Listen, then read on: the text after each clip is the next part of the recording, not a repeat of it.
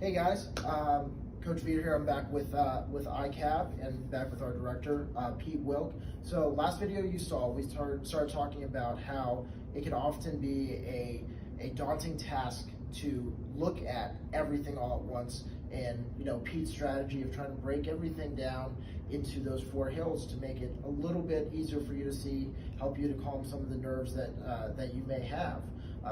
What we want to talk about today is what kind of makes baseball a little bit different, right?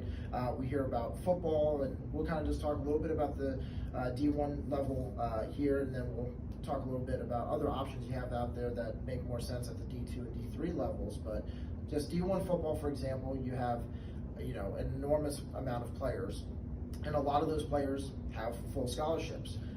And then we talk about maybe Division I basketball, where much smaller roster, but also a majority of that roster is going to be able to have a fully funded team and a lot of full rides for those players. Baseball is a little bit different though. A fully funded baseball program, it's 11.7 scholarships. So at the Division I level. Right, at the Division I level. So there's a lot of programs that may not be. As we're sitting with these families, sitting with these kids, what are some of the options that we have out there? What can we look at to help these families with, obviously the financial side of getting into these schools? Yeah, the myth of getting a full ride to play college baseball is just that. It's a myth. It doesn't exist. Like Coach Vito said about fully funded Division I programs get 11.7. All those fully funded programs usually carry a roster of 35 guys, and you can do the math on that. You get 35 guys, 11.7 scholarships to divide over 4 years. Nobody is getting a full ride out there. A high quality D1 scholarship is going to be about 50%, 40%. If you're a program changer, you might get in over the 50% route, but that's still a lot of money expected to be paid by the families. There are ways around this. There are, it depends on the school, but there are some ways you can stack financial aid, need-based money can be added to athletic scholarships at certain schools. There's community-based money. There's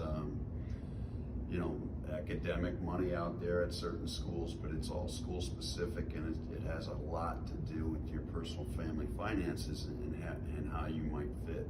And with my experience in the business, I can help you kind of uncover some of those stones that hide finance and help you get through this expensive next 4 years of your lives.